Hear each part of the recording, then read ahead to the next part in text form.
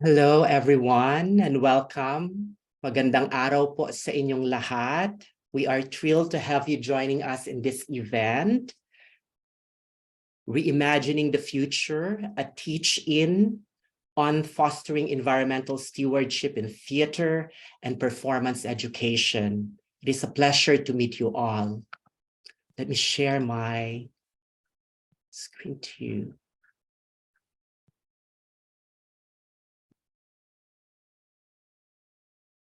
I am Dennis Gupa. I was born and raised in the Philippines, assistant professor here at the University of Winnipeg's Department of Theater and Film. I am honored to serve you as one of the facilitators of this workshop. I am here also as a member of the Canadian Association for Theater Research Environmental Stewardship in Theater and Performance Education Working Group. This presentation is being recorded. I am coming to you from the Treaty 1 territory, the traditional territory of the Anishinaabe, Cree, Ojibwe, Dakota, Dene peoples, and on the homeland of the Métis Nation. I also wish to acknowledge that the water in this ancestral land is sourced from the Shoal Lake 41st Nation. I am deeply grateful to have been given the opportunity to think, to play, to teach, to collaborate, organize, and create theater performances at these ancestral lands and water. It would be wonderful if you could also share with us where you're coming from, and you may type them at the chat window. We are happy to receive the support of the Canadian Association of Theatre Research and to partner with Sectoral Climate Arts Leadership for the Emergency, the Center for Sustainable Practice in the Arts, Canadian Green Alliance, and the Professional Association of Canadian Theatres. At this point, I would like to share this space with Hope McIntyre, Assistant Professor at the University of Winnipeg's Department of Theatre and Film. Hope will tell us about the working group and our goals for this workshop.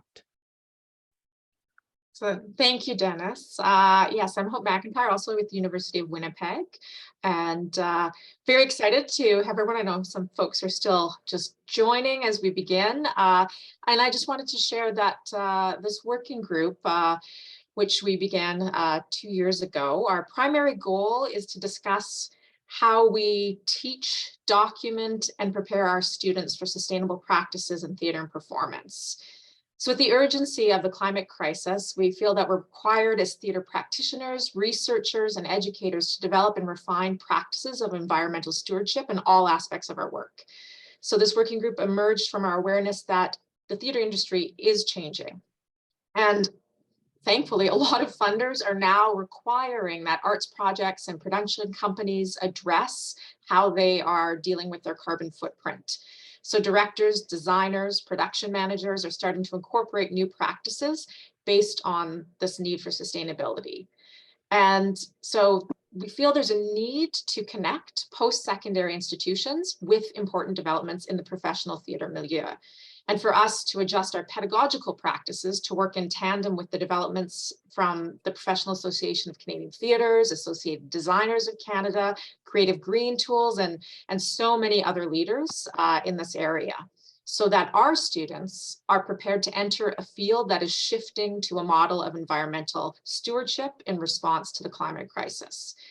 So, of course, we also want to acknowledge that this shift is linked inextricably with a movement towards decolonial approaches to theater making and performance.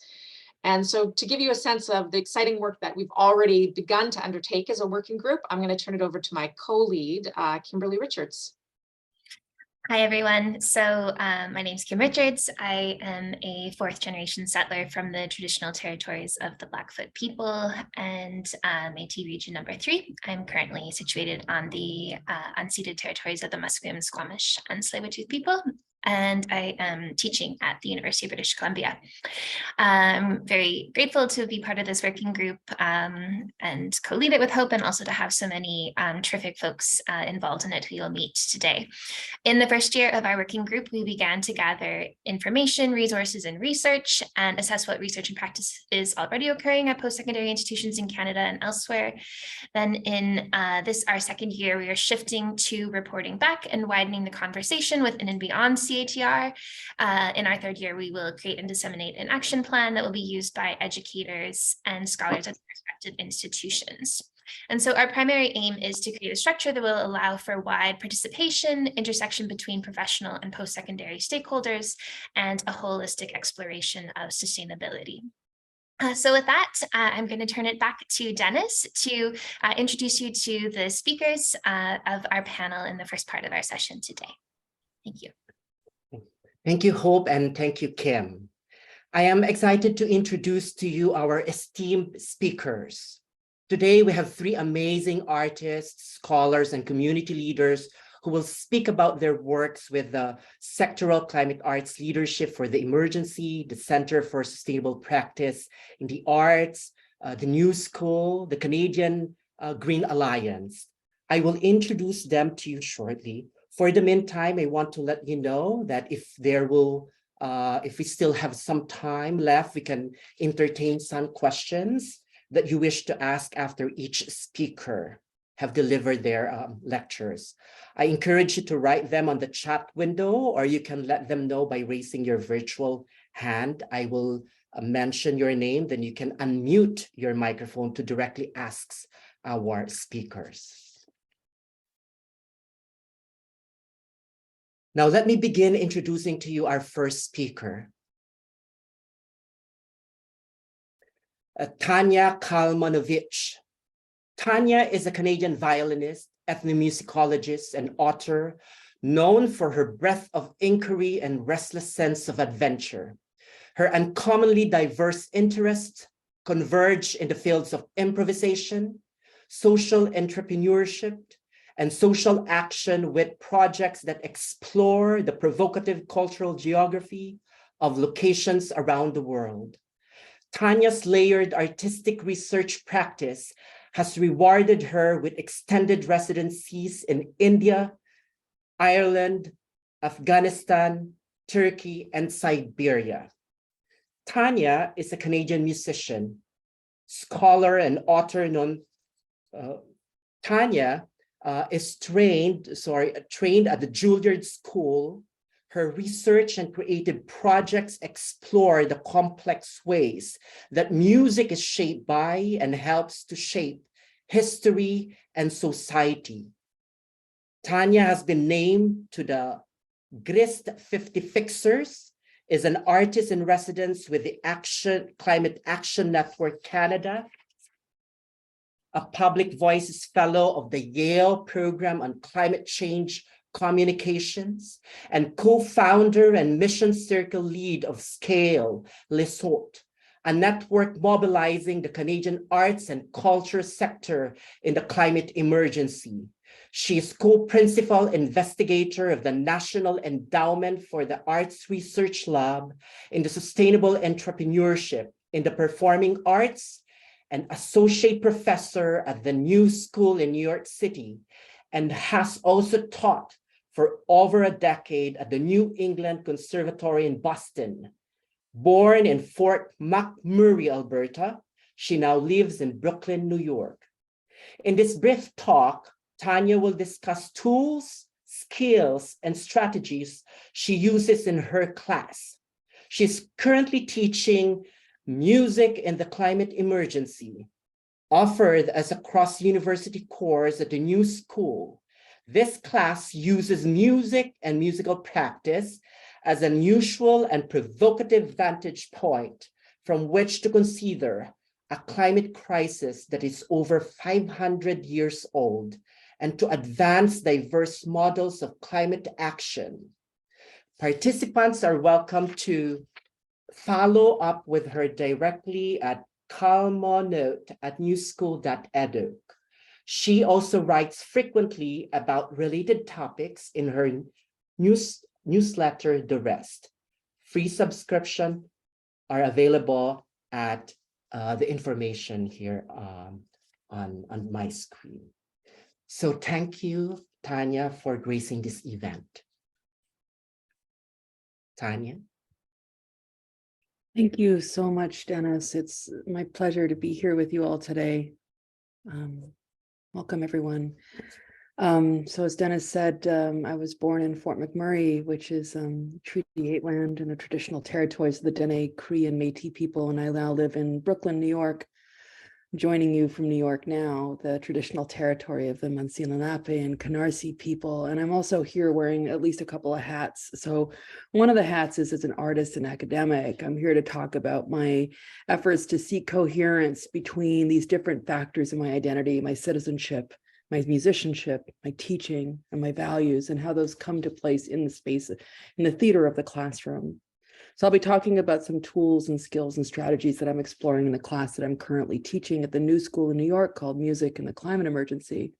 But I'm also here as a co-founder and the mission circle lead of Scale Nassau, which is, they mentioned, an organization that's seeking to build a network of networks of artists and arts organization in the Canadian arts and culture sector. And these two hats are related in a couple of different ways. One is that two of the people present here in the room today, Kim Richards and Dennis Gupta, three, and Ian, you're here too, right?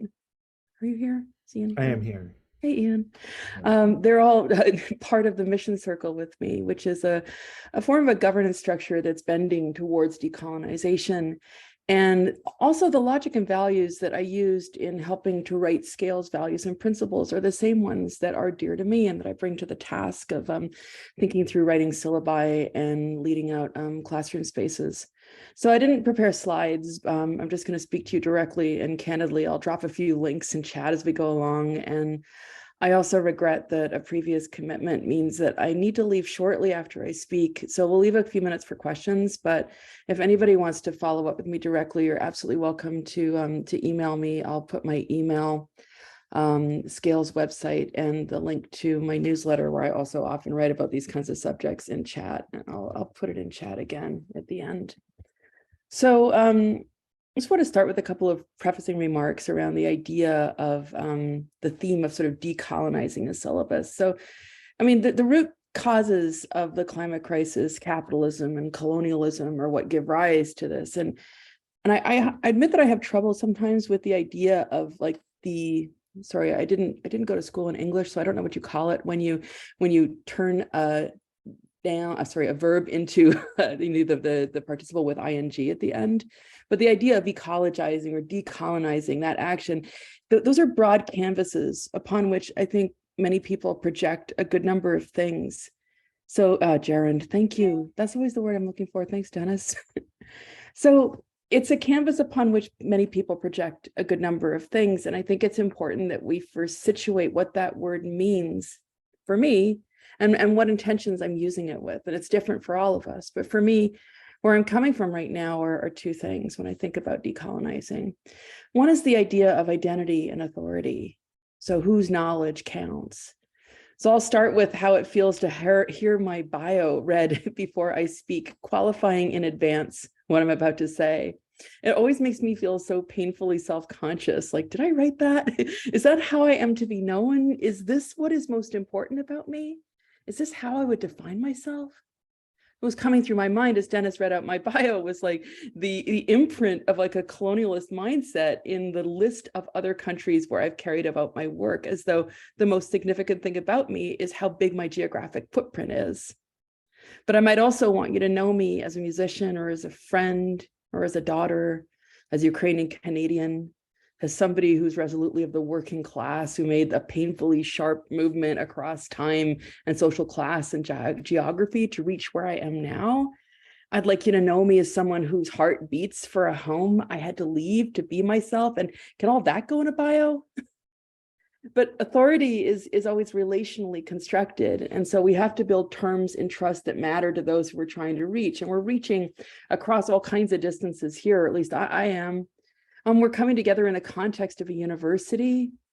And so I might think sometimes about decolonization as a process of dismantling my identity from structures of imperialism in how I come to understand my own authority and value.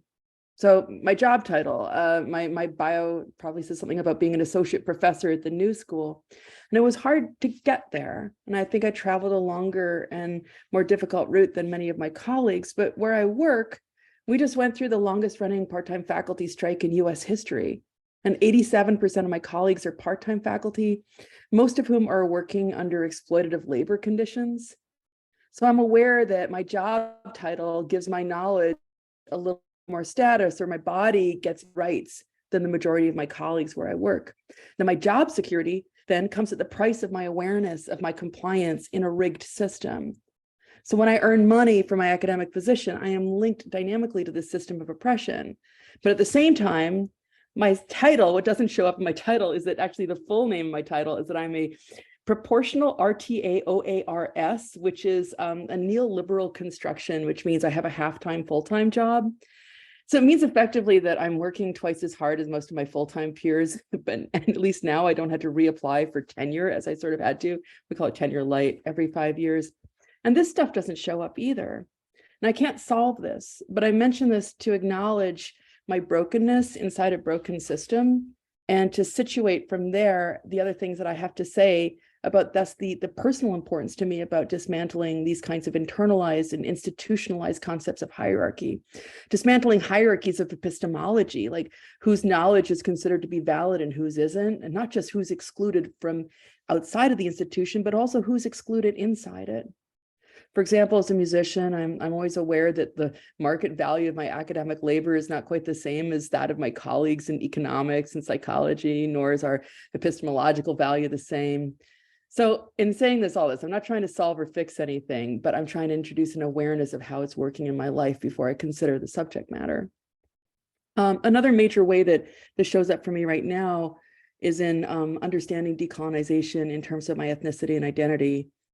So the full-scale invasion of Ukraine just over a year ago made it plain to me in new ways that my identity as Ukrainian Canadian matters, and that growing up in Alberta in the 1970s, a time very sharply marked by colonialism, I have to untangle two internalized structures of colonialism, that of the British Crown on their Canadian subjects and of the Russian Empire over Ukraine.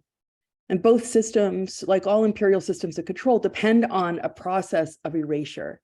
I don't have time to speak further about this, but countering the tendency to erase myself is an important part of doing this work on the level of my own life. And I believe that it's important that I start by doing this work on the level of my own life, because otherwise, how can I be possibly prepared to do it on any other level? So I hope that these remarks can help to complexify what for me often reaches me as too often a conversation that's referenced in terms of whiteness and its others, either in terms of an Indigenous settler binary or a white BIPOC binary. And without this kind of intersectional awareness, conversations about decolonization in white and settler-led contexts risk being performative and providing the illusion of change without changing the fundamental terms. So all that to get to where I want to start with this course called Music in the Climate Emergency. So these are some of the ways that I try to even out structures of power in my classroom teaching. First of all, I want to start with a few of the things that I can't change. This is the kind of canvas I'm given to work with. So the class has an enrollment of about 50 students from all over the university. About 40% are music majors from classical and jazz. All of them have to take a certain number of these university-wide courses to graduate. And it's the only space in my teaching where I get to work with students from outside of the music department. About 30% of my students are non-native English speakers. We meet once a week for 75 minutes this year on Zoom, and there's 25-member weekly discussion sections in person that are led by 2 graduate student teaching assistants. Course runs for a semester, and they also give me $600 to bring in up to 4 guest speakers. So it's the second time I've offered the course, and this semester, I started up in the wake of that strike that really ravaged relationships at the university. And I think all the students, my teaching team and I were all very wary and ragged coming in. So some of the strategies that I use, here we go. I mean, a lot of these could be described under the heading of learner-centered teaching methodologies, or as my mother would say, just plain good teaching. For me, it's really about relating to the idea of sharing the work of meaning making with students and colleagues. So in terms of relationality, like a commitment to building relationships that are grounded in care and generosity and mindful of our interdependence, and honoring these kinds of relationships through accessibility or integrity or accountability. I'd like to offer that I first developed the proposal for this class with a part-time faculty colleague who was not allowed to go on to teach the class because of unequal hierarchies of value of academic labor. So part-time faculty aren't allowed, were not at the time allowed to teach these university lecture classes. There's a teaching team that delivers half of the content. I do the lecture, but 2 graduate students lead the discussion sections that meet for an equal amount of time. And although the lecture and discussion format is set up in a hierarchical way, the teaching assistants are the only people who actually meet with the students in person and evaluate their work and know what's going on. So it's critical to me that we acknowledge the interdependence of our labor. I use what I know from open form composition in music, like composing for improvisers, to try to give the team enough structure so that I'm not hanging them out to dry. And same thing with the students, but not so much that they can't bring what they have to the table. And that's a delicate balance. TAs have a lot of latitude for how they take the discussion sections. And we usually linger on Zoom after class each week to talk about what's coming up and what's been going on. Try to meet as a team as we're needed, but I'm mindful of their time. They're not being paid enough. But they help me to be accountable to the students because they see the students face to face. They read the weekly discussions. They do the evaluations of the work. They know what's landing and what isn't. And I've never had this experience really of being separated from students and the products of their learning. So the team nature of this thing is extremely important. The other stuff that I have to talk about just briefly, and I'll touch upon them only in a moment here, as pluralism and the idea that the strength of the approach of teaching lies in a diversity of voice and identity and language and geography and artistic discipline and lived experience. For me, this means decentering, first of all, academic writing and broadening the range of epistemologies that come into this space. And this is important because, as I mentioned, only about 30% of my students, are English language learners. It's a global community. People are coming in with a broad range of backgrounds. I'm working with students who have a wide range of learning styles and needs. So academic writing doesn't always land with people. So I try to use diverse perspectives, diverse modalities, including podcasts and videos. I land the first 4 weeks of the syllabus are really about opening up the critical conversation about the value proposition of the class. So if music is a productive vantage point, if an unusual one through which to consider the climate emergency, how do I justify that? And can I get people to be on board with that and do that critical inquiry with me? So we start with this kind of critical inquiry of the title of the course. Like, for example, who is a musician? Whose music are we talking about? Is music an automatic good? So by dismantling magical thinking about music, because after all, music can be used to destroy as much to rebuild, we start to get at decolonizing the idea of music studies. We also expand the identity of the musician beyond anthropocentrism to admit animals as musicians. Then we go on to deconstructing the emergency, because the emergency is over 500 years old. So situating an understanding and a critique of extractivism, understanding how we are all living through a climate emergency now. I am living through one particular climate emergency event of September 22 that required my mother to be relocated from one country to another. I understand that many of my students are also living through emergencies of their own. We talk about the ways in which state of emergencies are used to justify extraordinarily and often harmful actions. And then we unpack theories of change. So thinking through the multiple claims that are made about the power of the arts and musical expression from a critical mindset, and remembering always that the arts power can be used to uphold death and destruction and advance the very forces that we're seeking to counter.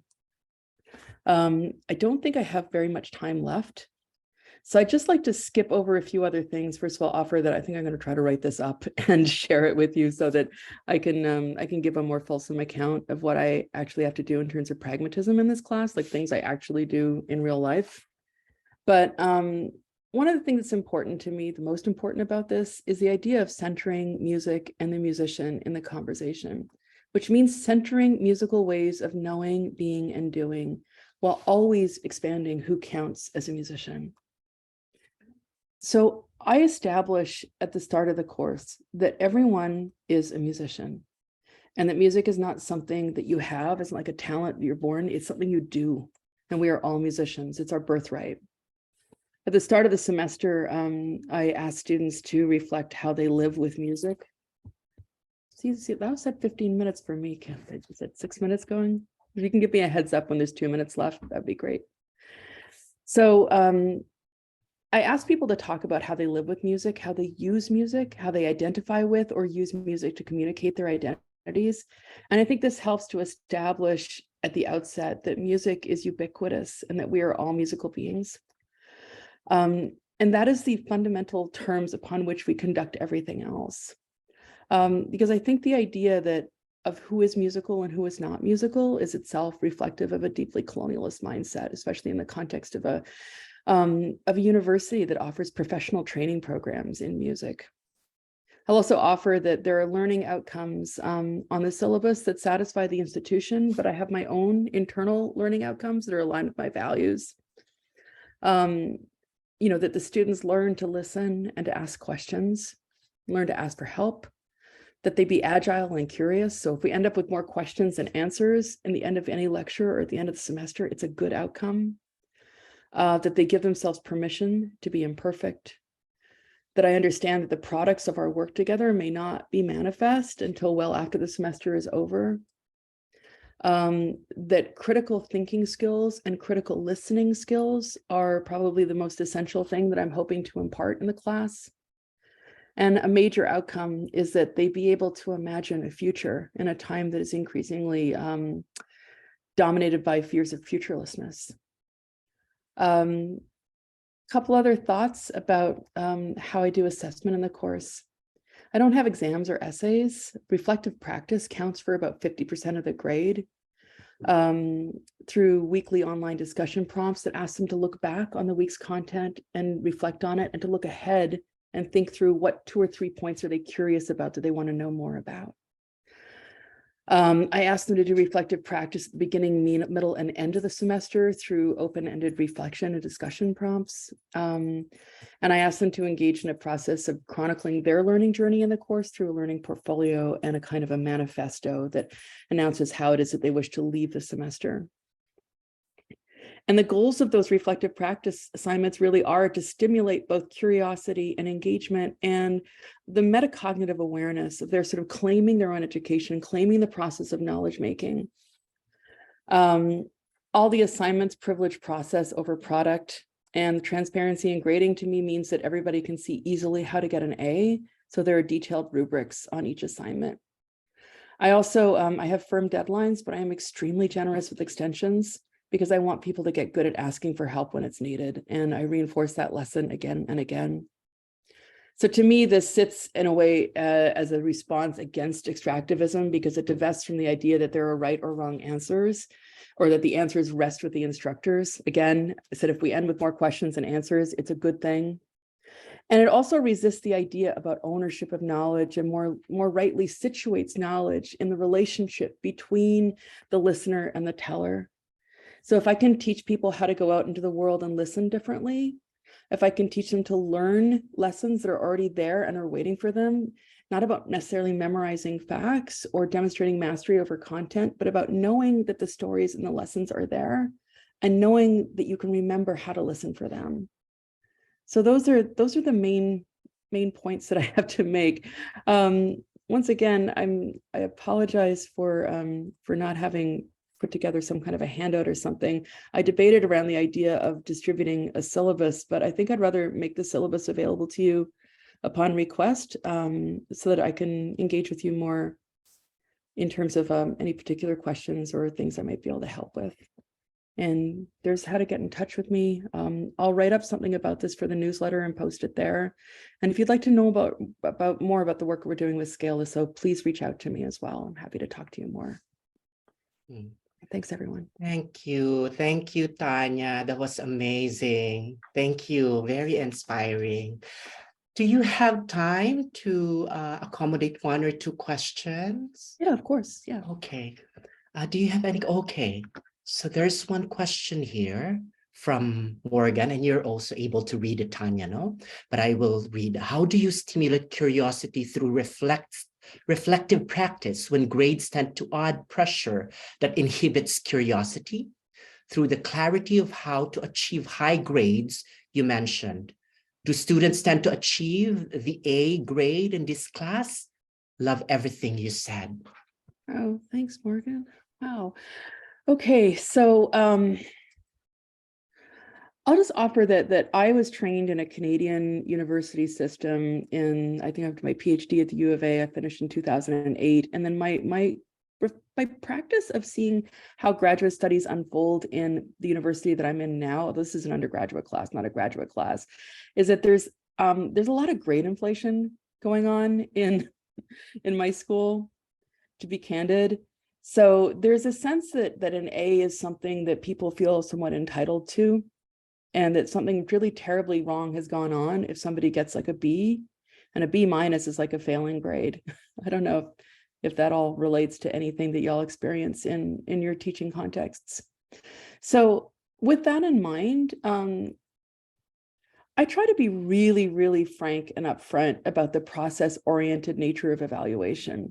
So I feel, for example, with the start of semester questionnaire, that I cannot compel people to sit carefully with questions, but I can ask, whether or not they completed the questionnaire. I can ask them to go back to it again at mid-semester, and the reflection at mid-semester asks them to go back to their start of semester questions and evaluate them, pick 1 or 2 things that they want to expand on or something that's changed, right? So those kinds of prompts guide them in the process of relating themselves back to themselves and relating themselves to their future selves. So I grade on that if they did that work rather than the content. So being clear that, in a sense, some of those things are, you might think about it like it's all like a series of miniature pass-fail assignments, right? So within 20 points, there's sub 20 pass and fail assignments, if that makes sense. Do they tend to achieve the A grade? I mean, I wish they did because I make it so transparent and possible to excel in the class. But a lot of people, I think, are overwhelmed. They have trouble keeping up with requirements. And I also feel like learning management systems like Canvas and Blackboard or whatever you use at your schools, they tend to teach people to abrogate responsibility for time management to an app rather than to internalize it in themselves. So another thing that I'll do sometimes is actually give people a time out in the middle of a lecture time and say, let's just use this as a moment of checking in and accountability. I hope that helps to answer the question. Wonderful. Yeah, I'm a big UN grading supporter, which is why I'm curious about this. Your experience of student response to grades resonates. Thank you for this response. Very useful, according to Morgan. Thank you. Yeah.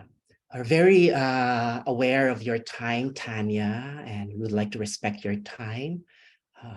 Would you still want to have another question? Yeah, I think Kelly had put an important question in the chat, asking about how I see students grappling with their developing artistic practice in the political context of the course.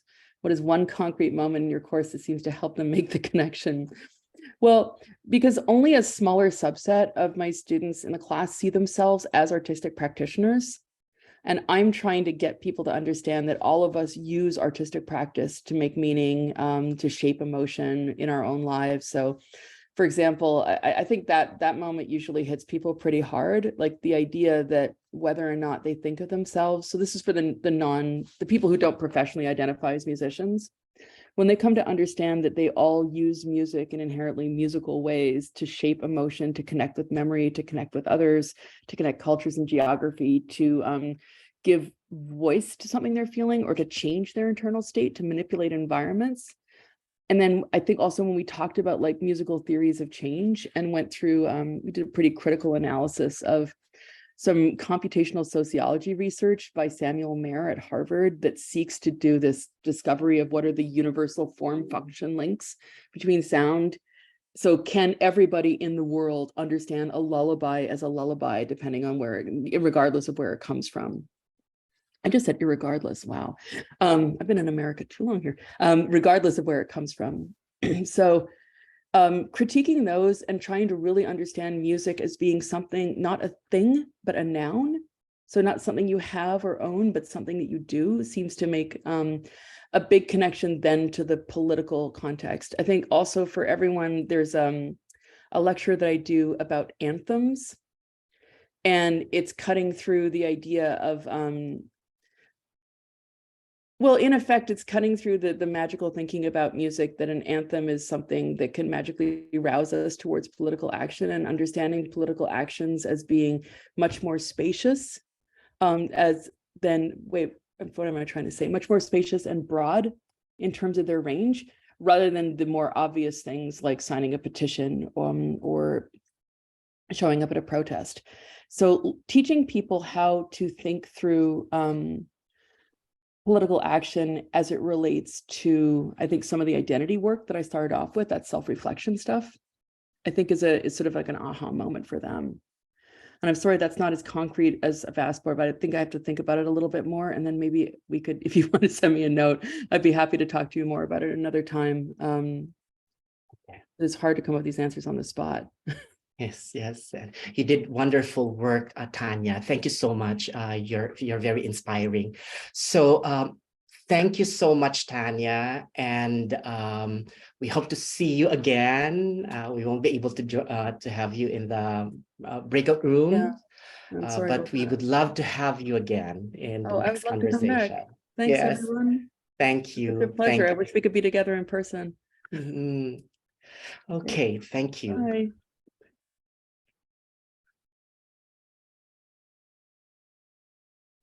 Let's go to our next speaker.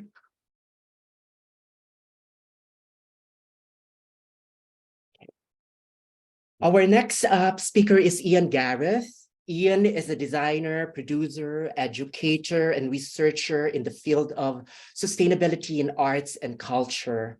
He is the director of the Center for Sustainable Practice in the Arts and an associate professor of ecological design for performance at York University, where he is the graduate program director for theater, dance, and performance studies. He is producer for Toaster Lab, a mixed reality performance collective, and maintains a design practice focused on ecology, accessible technologies, and scenography. Notable projects related to eco-scenography include the set and energy systems for Zataom's Vox Lumen at the Harborfront Center and Crimson Collective's Ascension, a solar 150 wide crane at Coachella. With Chantal Beludou, he co-directs the Climate Change Theater Action.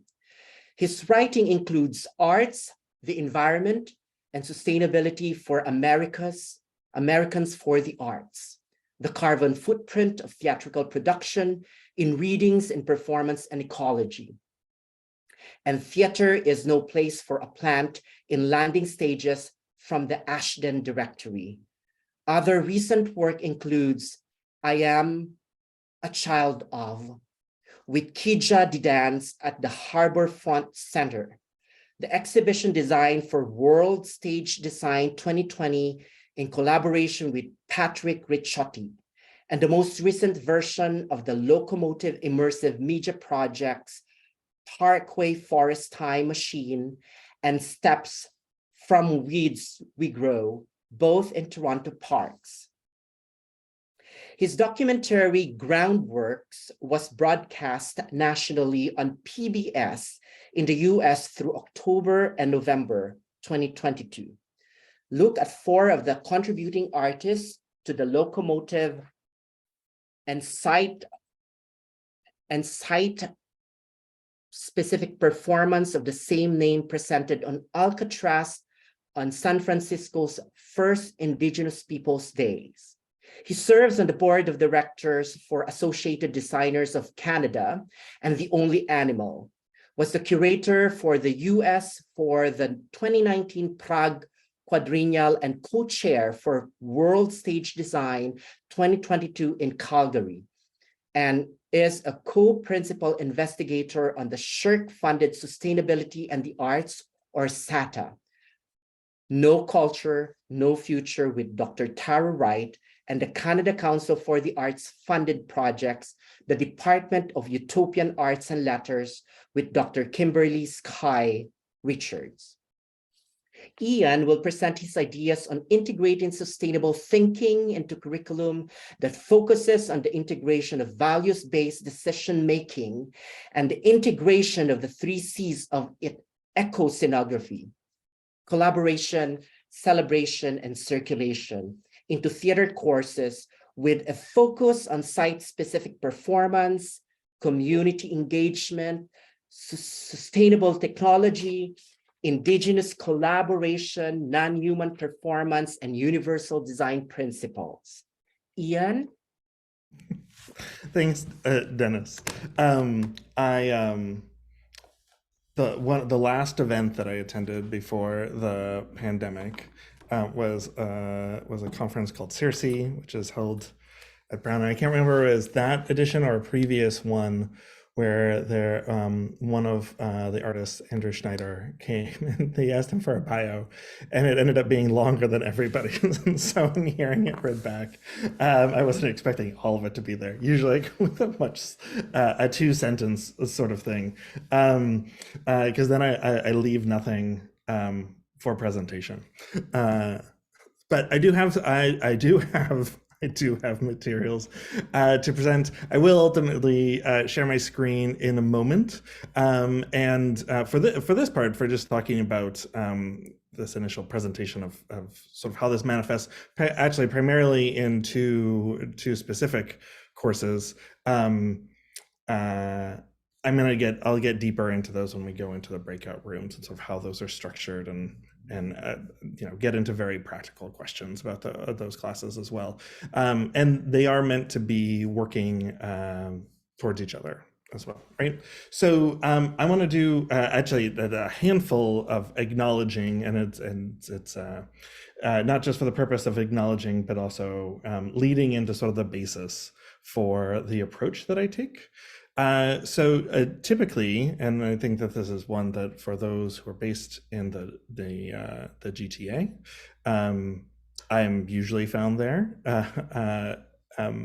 most of the year, and folks will be familiar with most likely familiar with the land acknowledgement there, which is that Takaranto has traditionally been caretaken by the Anishinaabeg Nation, the Haudenosaunee Confederacy. Depending on where someone's thinking is, the Huron-Wendat or the Wendat, whether or not you continue to maintain the French hyphenate in there for positioning it, and the Métis. It's now home to many Indigenous peoples, and I acknowledge the current treaty holders and Mississaugas of the Credit First Nation. That territory, because I'm not actually there right now, is subject to the Dish with One Spoon Wampum Belt Covenant, an agreement to peaceably share and care for the Great Lakes region. I'm actually coming to you for today, though, from St. Louis. I'm traveling for a conference as well, which is on the lands of the Osage Nation, the Missouri, and the Illinois Confederacy. And to continue to go on this, I'm originally from Los Angeles, which is Tongva and Chumash land.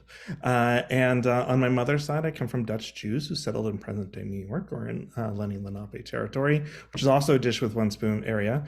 A lot of my family is in Los Angeles, or up through Ohlone territories, whether or not you're going to assign it to Mwekma or Tamian land, which is another thing that we could unpack if we had time, which is where Zoom has its headquarters as well. So that is, in some ways, a way that we are being connected as well, at least through those corporate entities, without identifying where each of those individual servers are.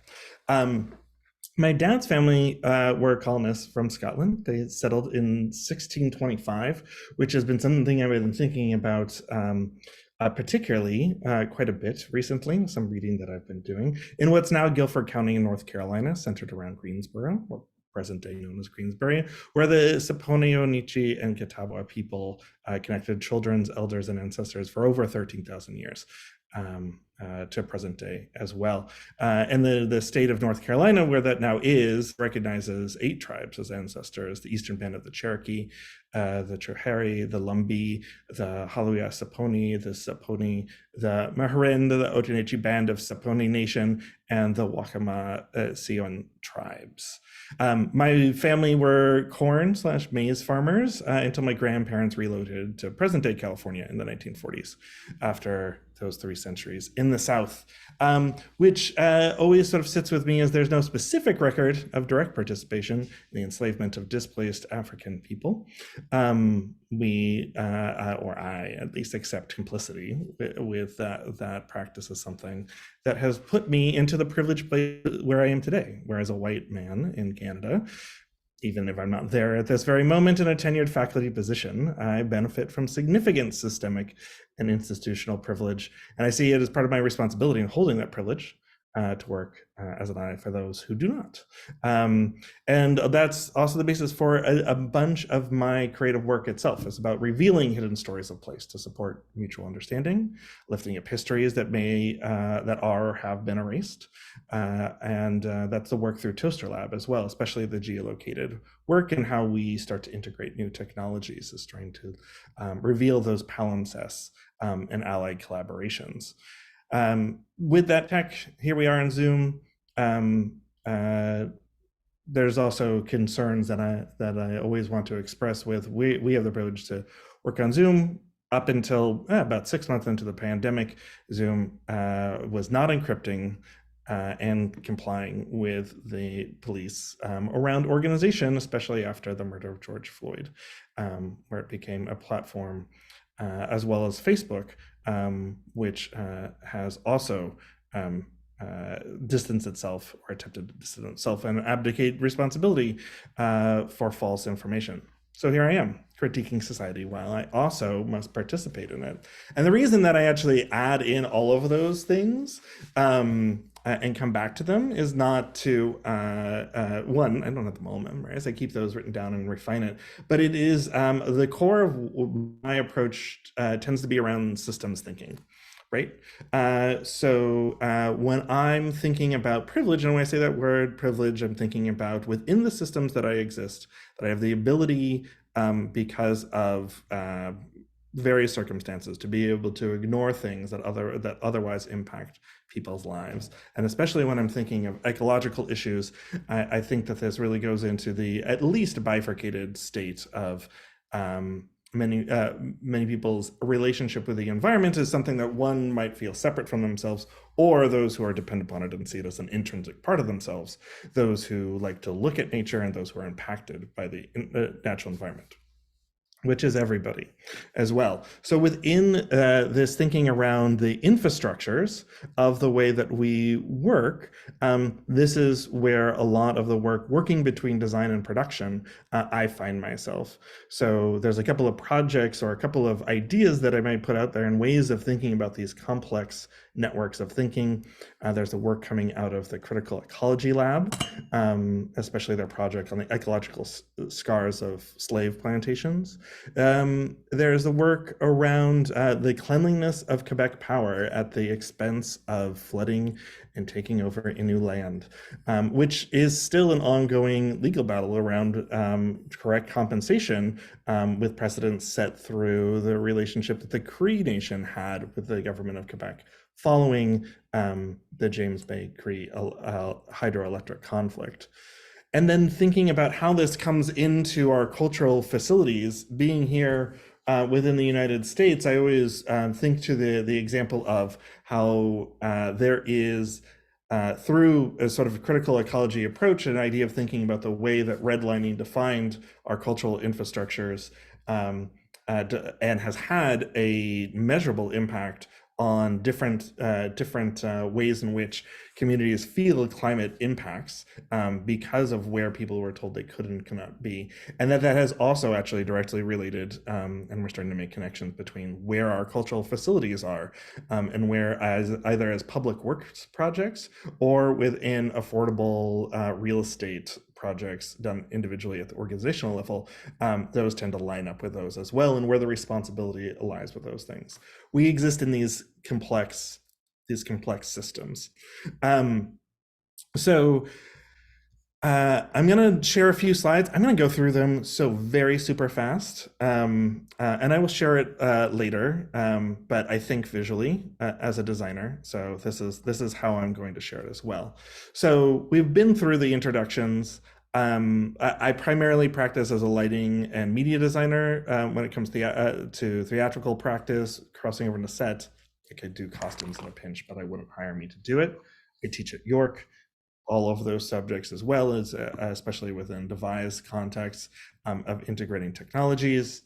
I have a creative practice with a couple of partners that's mainly looking at locative work and mixed reality technologies and how those things come together in performance, and work as a researcher, writer, running workshops through the CATR project and various other publications and workshops around how we bring in the sustainable systems thinking into what we do. I also am a dad. I have two small kids, and this is the slide that's usually the most up to date. So this is them visiting our family in California over the holidays, where they got to go to the beach. This is in January. I'm not going to say any more about that because it will make me feel weird about a vehicle.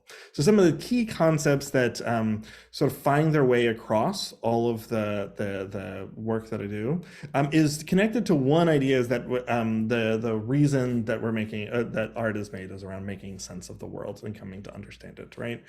Whether or not it's directly in relationship to data or a scientific approach, I'm really attracted to this idea that is expressed in an interesting way, as everything in the show is, in a show called An Evening with William Shatner, an asterisk because William Shatner does not appear in the show, actually not in the flesh. It is an algorithmic text on the future of art and technology delivered by an avatar played by William Shatner in Star Trek, the original series, that has this thought about science and data coming together. Having now worked in this space for a number of years, we spent a lot of time with this question of what we mean with sustainability, because we took up ownership of some definition of it for us to work with for the Center for Sustainable Practice in the Arts, where I'm director and co-founder, which exists extra institutionally. It is not it's not an academic center. We sort of named it that way a few years before I came into an academic career, perhaps to play upon and perform that we were. Because of our limits of time, I'm not going to go into the research behind it, but over that time, a lot of the research that we found is that within the nested model of sustainability, which is this idea that everything is contained in the environment, we organize ourselves into societies and our relationships to each other, and then we exchange values through various types of economies, most dominant of which at this point in our history in the West is through capital and the movement of liquid funds and money, abstracted value in that measurement. But what we found is that the arts serve as a demonstrable community and social value building tool in the creation of individual and community identity. They're strong drivers of local economies, depending on where you are. We've seen up to 4 times the return on the dollar for public investment. Unfortunately, usually that's in places where there's minimal public investment for it, through those sort of like monetary economies, and that within the greater context of environmental activities in the systems of all the things that we might do, they actually could be a reduction. And so what makes this interesting in contextualizing both the approach to the arts and then the approach to teaching how to produce art in a sustainable way is that the arts are really good at sustainability already, more so than other things at least, and they could always improve through greening, et cetera, and those sort of initiatives in a practical sense. But whenever I'm asked that question, what's the first thing that I can do? Is like make art that people want to see, that is affecting, that helps to have that conversation around authorship of the world. When we can get into the complexity of the UN Sustainable Development Goals, and I feel like these are being integrated everywhere now, or farther than those three nested ideas, but we start to see the complexities emerge in the way that one might concentrate on one aspect or another, or address one or the other, but they do remain interconnected in sort of that model. So this is the basis. There's the systems thinking of understanding how things exist in an ecosystem. It's relatively straightforward in that regard, but it does mean that we end up working with lots of wicked problems that are not evil, but just resistance because of their complexity to resolution, so that we may not be able to solve any of these. And so, like, in the practical sense, a lot of this gets into something that actually manifests in a few different ways. This is actually one of a few examples that I'll show you very briefly from integrated reporting, which is an accounting approach that goes beyond financial measurement into intellectual, human, natural measurement as inputs into the system. In fact, if you take a look at this and you think about that nested model of sustainability, you've got the external environment as this gray outer area. You've got the mission purpose, the social importance of our model here, and then the business model, the value exchange part of it. You've got it mapped onto the way things come in and out of systems for the creation of everything that we interact with, regardless of whether or not we say it's financially successful in a capitalist view, or in any one of these other areas, in an area which I'm not comfortable with yet, called multi-capitalism, which looks at saying like there's things that aren't money that are capital. Problematic. We can unpack that. This is another tool called the Flourishing Business Canvas, which is a planning tool around collective value co-creation and co-destruction that, again, is formed into that environment, society, economy framework towards working towards goals in various types of enterprises, right? And not to say that we should be looking outside of theater and art making, but this is a graphic that appears in Theresa J. May and Larry Freed's 1995 Greening Up Our Houses book around the structure of how we create theater within an eco-theatrical container of the environment, the communities in which we are creating them with, and then our production process, our values exchange within the actual cultural creative process, right? So these ideas just keep coming up each time. And these systems tell stories about our values. And this is from both approaches, sort of the approach that I take. So I'm feeling that many people have probably seen a graphic like this before. It is a screenshot of Turtle Island from, at one point, I think it's certainly updated since then. They now have a spinny globe from native-land.ca, which is a very useful tool if you're trying to figure out whose land that you're on, or start that journey, I would say. I think that there are more to do there. But one of the things that's really interesting to me out of this is that part of the story that it tells is also how much these can oftentimes line up with bioregions, because of the integrated approach to thinking about how someone exists within the resources within various spaces, and how populations intersect with those. They start to appear to mirror one another in the way that they can sustain each other. And I think this is really interesting because I've been reading a book that I'm highly recommended at this point, and been sitting with a lot more. Billion Black Anthropocenes or None by Catherine Yusof. I will, if I get, once I'm back on the main screen, I can link to it unless somebody else can then come up with it. And there is actually a specific passage in that's been sticking with me, specifically around this idea, around thinking around when the Anthropocene starts, citing one of the ideas that it starts in 1610. Hopefully that chat is the additional. Yes, thank you, Kim. With the idea that the earliest suggested date in the history of material exchanges is the 1610 thesis from Lewis and Maslin, and that dating the Anthropocene start to the European invasion of the Americas, or New World, and so-called exchange in flora and fauna. Authors Simon Lewis and Mark Maslin call this the collision of the old and new worlds.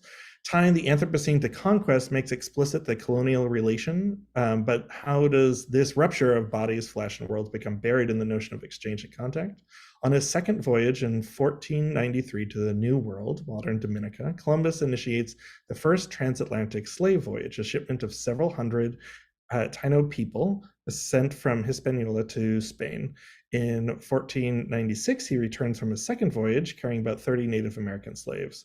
By 1510, there's a start of the systematic transportation of African slaves to the New World. By the time Shakespeare's play The Tempest is first performed in 1611, a year after the proposed start date, the enslaved figures of Caliban and Ariel are familiar subjects in the old world. And I just bring that up because right there's like cornerstone of many of our theater pedagogies linked right to the Anthropocene and its origins, and our ability to identify that. But our infrastructures, I'm at US Maps because I have them to compare where they look about it. This is trucking across where are people, where are goods moving, where's the concentration of that? I love that it's in red, so that it looks like the heartbeat of America, which is a commercial I remember as well. This is the power grid system in the United States, and it tells stories of power, of how those are locked off or overlap with one another or not. The isolation of Texas, which has played out in really interesting ways in the last few years, and the way that it's not actually a grid, and that it corresponds to different types of histories and interactions, and the sort of like inaccuracy and lie to it that isn't connected to Canada as well. But we transmit power back and forth, especially in less populated areas of the United States, where there might be, directly below Quebec, a lot of Upper New England gets their power from there as well. But we start to get into these levels of abstraction. This is not a map. This is a picture of flights in North America over the course of a day, where you already see the population centers start to emerge from various areas, and it becomes recognizable, reinforcing that idea. To this complete abstraction of where we are within the internet. This is a map of the surface level of the internet, right? So when you think about these systems and the stories that they tell, there's a practical story of it, like the heating, HVAC, the heating, ventilation, and cooling required to keep an opera building cool when it's full of people, the Seattle Opera, and how that impacts those of us who are working on it from a technical side, with when all the equipment is off, it's just under work lights, and none of the audience is there generating that heat that it has been designed to offset. The biases and the priorities become apparent in those mechanical systems. Through my own work as a designer, I've seen this happen at the Harborfront Center Theater, which they have an installation. We can debate its success as a public art project because it's relatively inaccessible to actually be able to see most of the time. You sort of have to go to a matinee show if you ever want to see it, and know to go to the second floor. But there's a glass installation on the second floor, which is also photovoltaic. It generates about 2 kilowatts of electricity for the quiescent load of the building. The amount of electricity just needs to function. But it tells a story, a pictographic story of the history of the Toronto's waterfront built into it as well. And so this has been built into it when they reglazed for climate control reasons that lobby space around the main theater, which is a former ice house itself. But then when we tried to bring a show into it where we wanted to integrate renewable energy, it wasn't just an engineering question, it became a systems question. There's the systems of engineering of building out a lighting system and the solar that we installed on the grounds just outside of the theater, and batteries that we moved back in and out. But part of the story here that also happens is that it took 3 labor units to be able to negotiate how to actually make that function, including stagehands who rightfully said, there's a perfectly good theater here. Why aren't you using the infrastructure that's immediately available to you? Why don't you just plug things into the wall? And if we ever want to question whether or not there's other more abstract forms of systematic bias, you can see that in our desire to be greener, or to be more sustainable within our design practices and our production practices here, that there is a bias towards labor and physical infrastructure that we have to combat against. And the only reason that we were able to do it in this context is because it had an artistic purpose, and the artistic side was able to question those sort of choices and problematize those systems for it.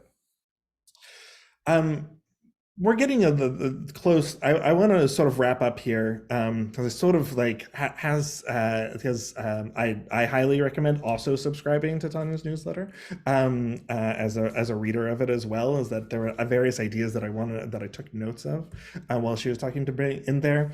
I'm thinking about, and for those who are during breakout, we might do a little bit of this exercise around thinking about, there are all these things, physical, like actual environmental impacts from everything that we work with before it comes to us. The laptop that I'm working on, that you may be working on, has embodied carbon. It has a carbon footprint before we've even started to use it. So no matter what we're doing, it's going to have that sort of issue. Every email that we send, especially if we're starting to attach things to it, and the size of that data has an impact because there are large systems of connection that we're working with, which mean that our modes of cultural distribution are becoming, that seem invisible to us, become important ways of thinking about where resources are being consumed that we might not otherwise be thinking of.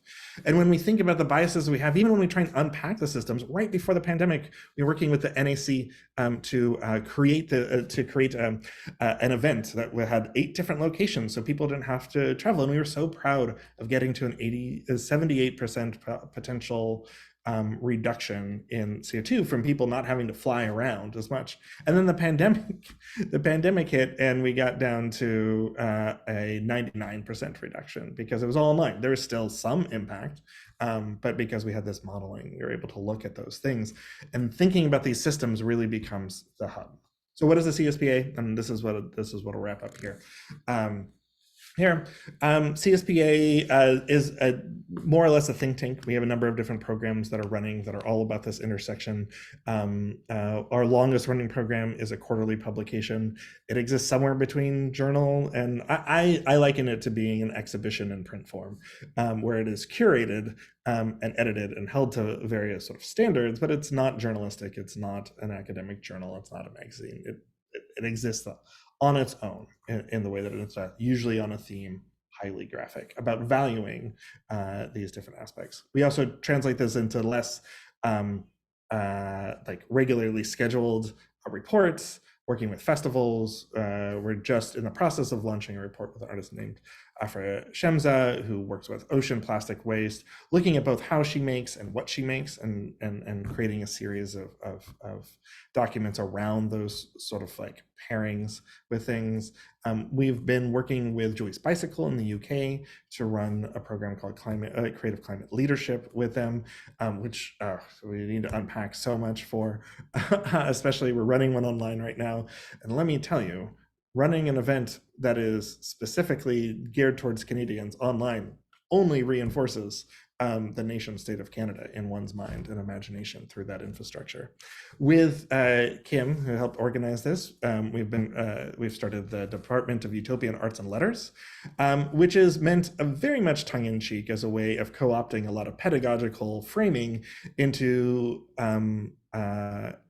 working with artists to create syllabi or guides towards an idea of utopia, also knowing that they may all come into conflict with one another, but thinking through what is it on that other side, what is the future with us, whoever that is from the position of that artist, moving ahead through performative lecture and documentation.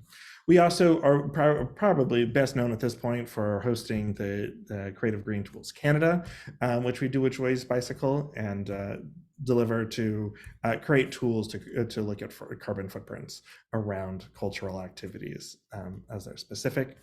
It's a set of tools created in 2009 by Julie's Bicycle and have led to very significant reductions in the carbon footprint of the cultural sector in England, particularly, where they have a special relationship with Arts Council England. Our version of it entirely bilingual. We have co-delivery so that it's not translated from, I mean, it's translated back and forth, but it's co-delivered between partners in English and French. So we're the host, but work very closely and integrated with Council Québécois, Eventement Éco-Responsable. It was after a 2-year consultation process. Our version of it was redesigned through an Indigenous-led design firm. All the language has been gone through with Indigenous partners to look at that. There's in the back end, someone may never know this, but there's integrating a data sovereignty policy around how people include that information, going through extensive web accessibility revisions, and trying to make it as inclusive as possible and keeping it free to any of the end users as well. So working with lots of partners towards this idea of supporting carbon literacy and awareness. And I think that's the important part, because I see it as a Trojan horse. I see it as a way of us sneaking in the conversation by saying, like, let's take a look at the basic things of what you know so you can make decisions.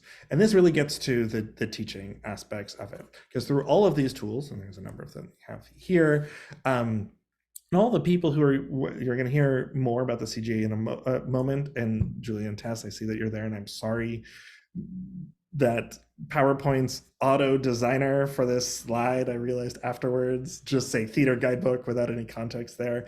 But taking the approach that there's like, none of these there's no one that I would say is the best. Even my own tools, I'd say that like the best one is the one that somebody uses.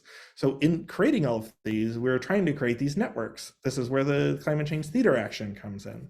It's a series of 50 plays. We're in the process of doing now the 5th edition of it, that are commissioned from playwrights from around the world, from every continent, to write short climate change plays, basically because people kept saying there weren't enough climate change plays.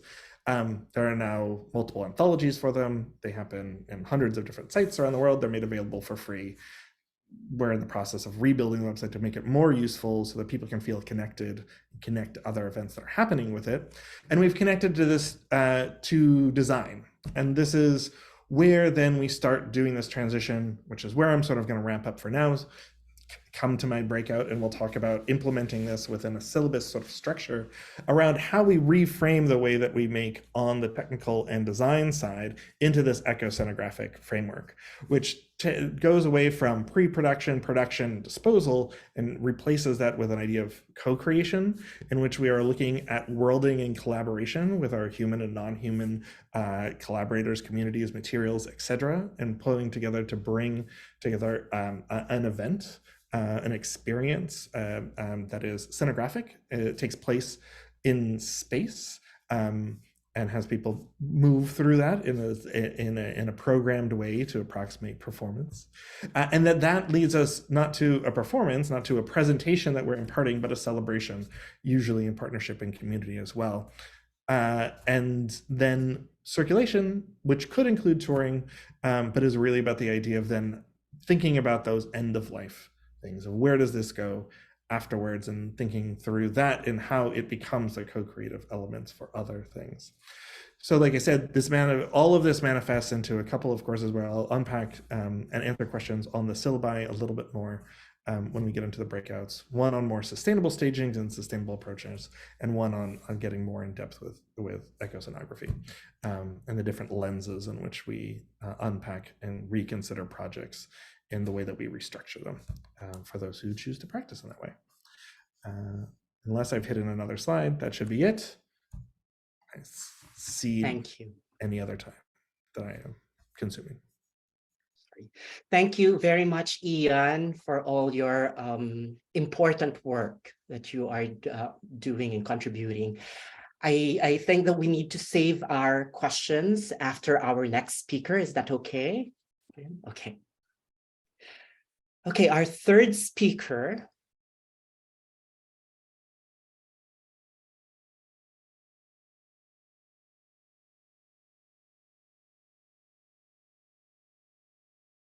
Our third speaker is Julia McLellan.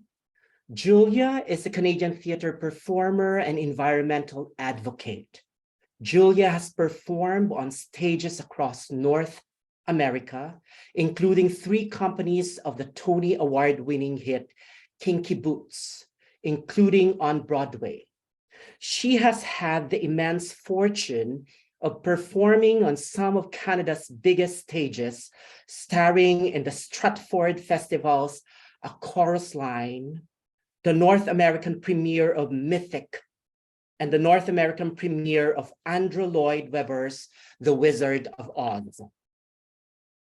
Her stage career intertwines with her climate activism, as she is the co-founder and executive director of the Canadian Green Alliance, the national not-for-profit dedicated to bridging the gap between theater and sustainability, and the founder of Zero Waste Warbler, an online resource for pursuing a low-waste lifestyle in the performing arts.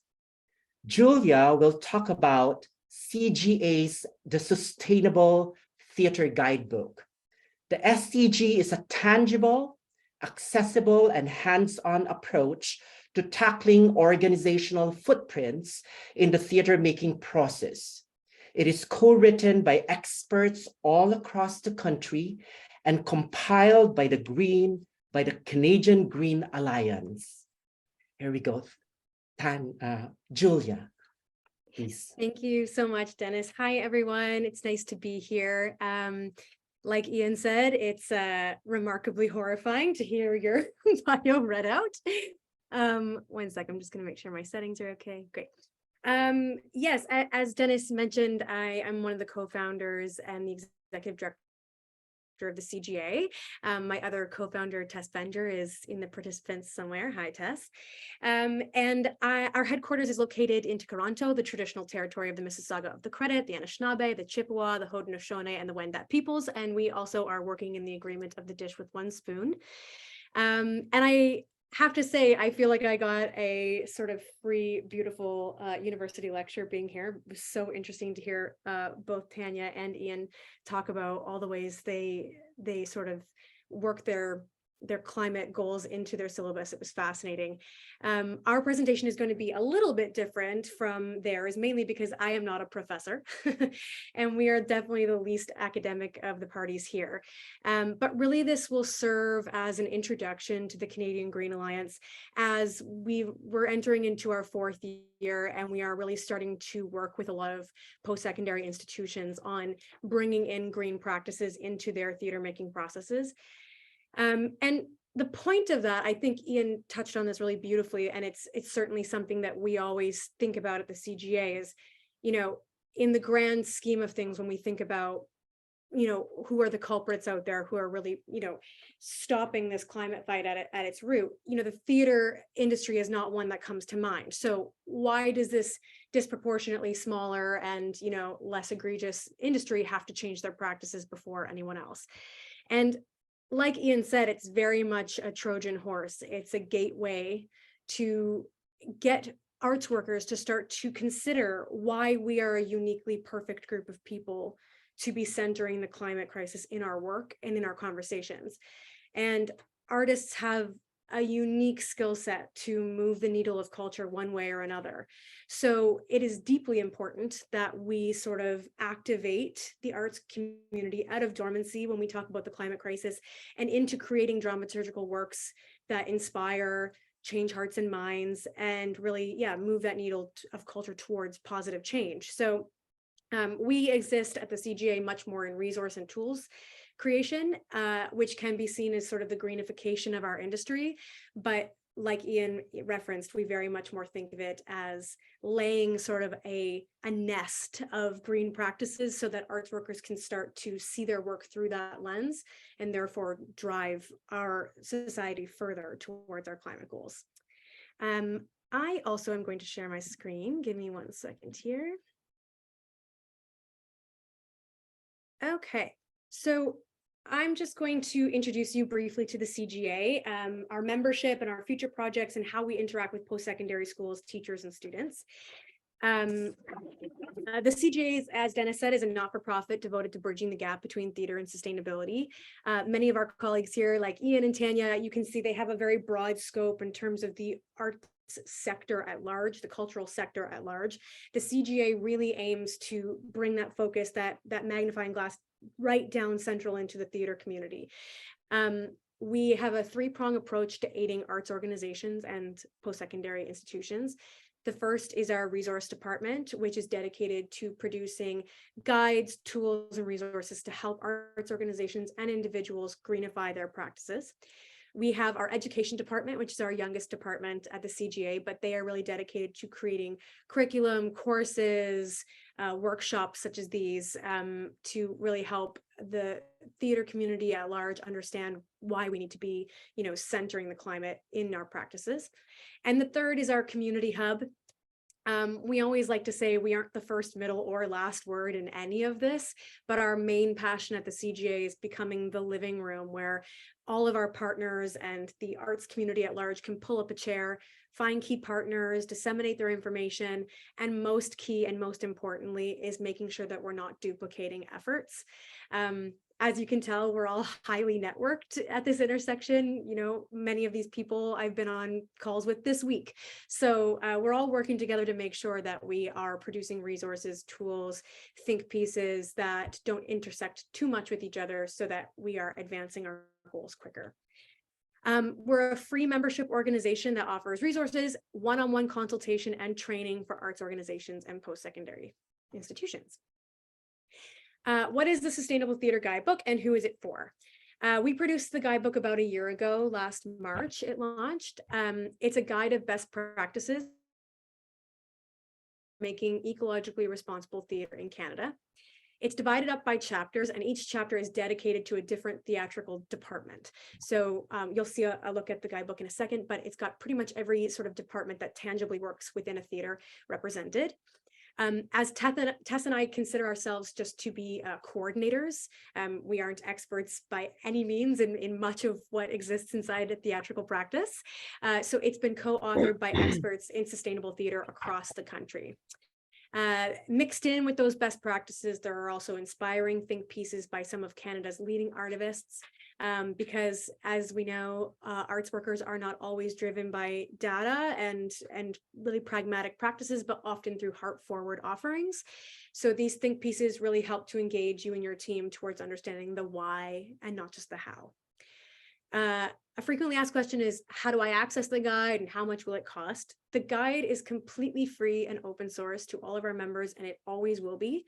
We're making subsequent additions as we move through the years, as new voices come forward, new technologies, new governmental offerings. So we'll continue to make new additions, but it will always remain free of charge. To become a member, all you have to do is head to CanadianGreenAlliance.com, click on Become a Member, fill out 3 questions, boom, you're a member. That's it. We also often get the question, if all of the resources are free, why do I have to become a member?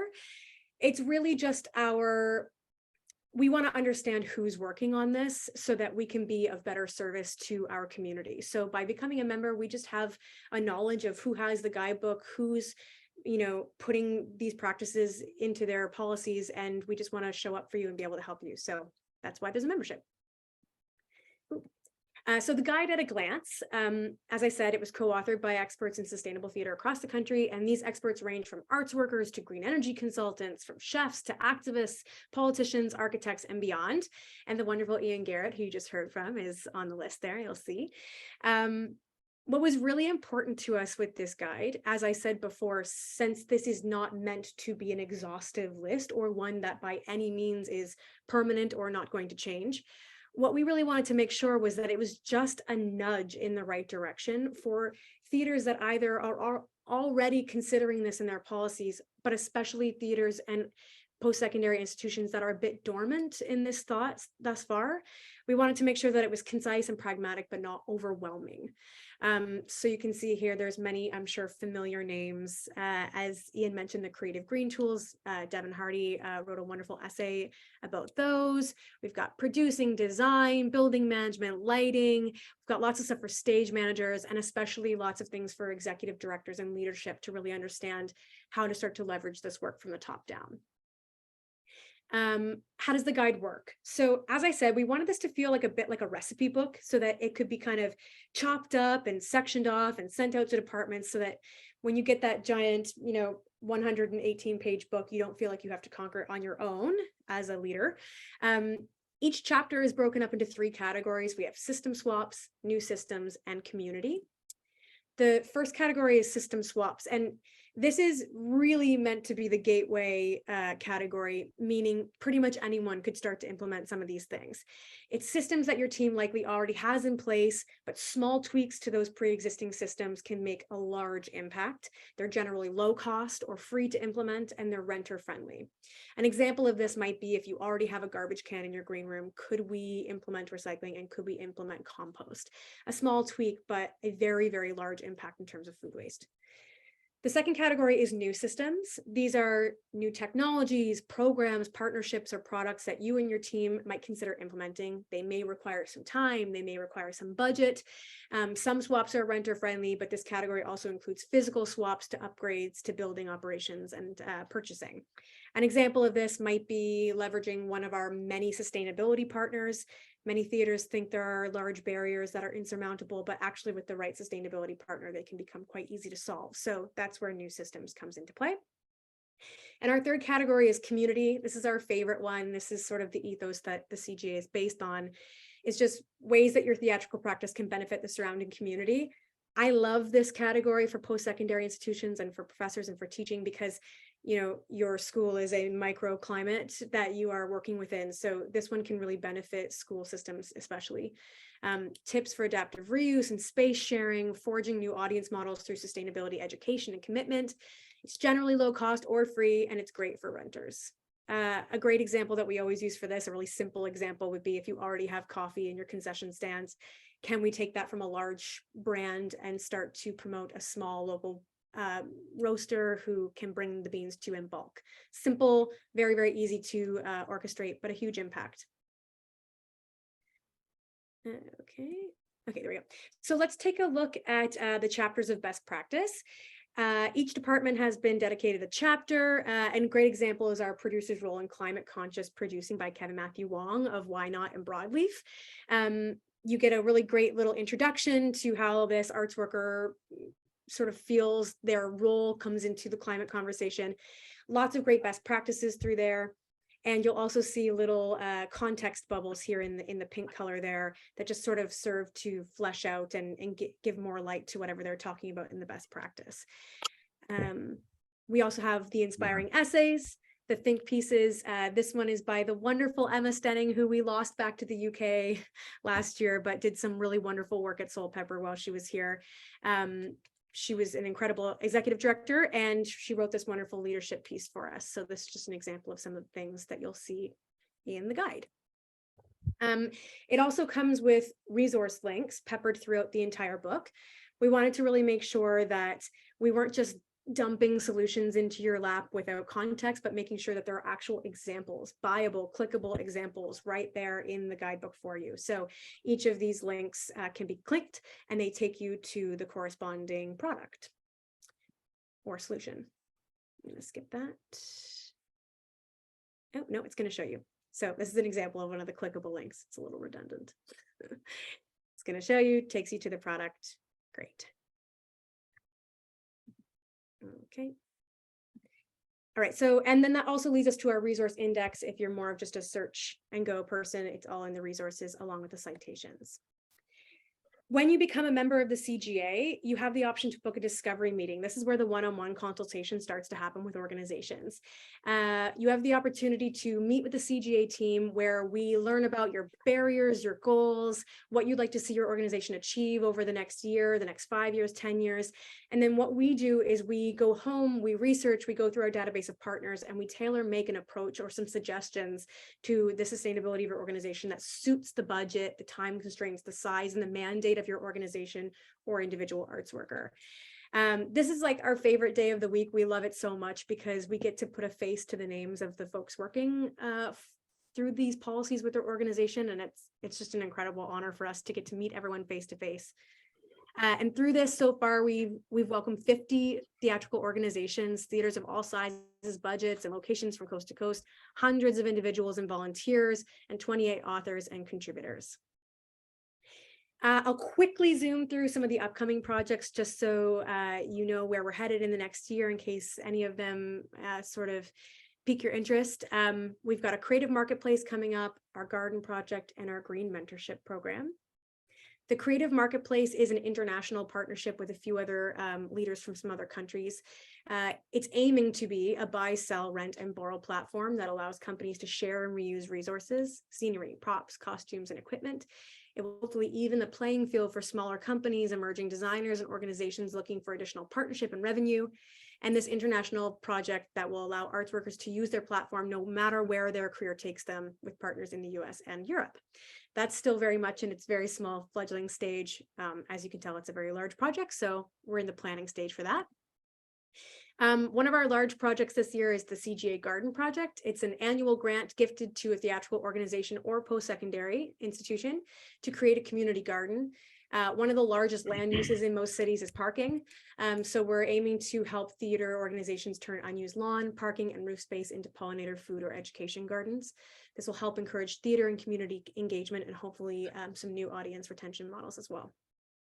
And the last, and what I'm my baby for the year, the one that I'm so excited about, and one that I think is highly applicable to the folks here on this call, is our Green Mentorships program. This is a new program that helps post-secondary and emerging arts workers find mentors in their field that prioritize planet-friendly practices. It's going to provide mentees with the ability to learn from arts workers who are already working through a climate-focused lens out in the industry. And it's going to provide mentors with potential assistants and associates that want to learn with this specific lens. It will be a paid opportunity for both the mentor and the mentee, and we're really hoping to include 3 sets of mentors and mentees each year. We're really, really excited about this. I'm sure Ian could tell you a million times over how hard it is to get post-secondary institutions to prioritize this kind of curriculum. So this is really meant as our offering as a stopgap measure to really get these mentorships rolling, to prioritize this work and to help arts workers come out of post-secondary institutions with that support, with that understanding of how to exist in our industry with this priority. And I think that's it. Yes, thank you so much. We're so excited to chat with anybody, any post-secondary institutions who want to get in touch. Please email us at hello@canadiangreenalliance.com. Thanks, Dennis. Julia, so those are excellent projects. Thank you so much. Thank you, and for your generosity. We're running out of time, but we still would like to have at least one question for Julia, and some questions we can for Ian, we can have them at the breakout rooms. Is that okay? Yeah, Moniz, yes, I hope I'm pronouncing your name correctly. Hi, yes, Moniz, okay. Hi, Julia. I don't know if you remember who I am. Hi, I do. Hi. I guess I can turn on my camera. Let's see here. My question is, it's for you. It's kind of for Ian, but it's also just a general question. So I am in a sustainable business leadership program, going through that system. And I find it extremely difficult to, if you put in the search engine, art and sustainability or sustainable business, everything that everybody showcased today, never seen it. Yeah. So I'm just wondering, like better algorithm ways to find all of these tools. And I know that Canadian Green Arts Alliance exists just because I know who you guys are.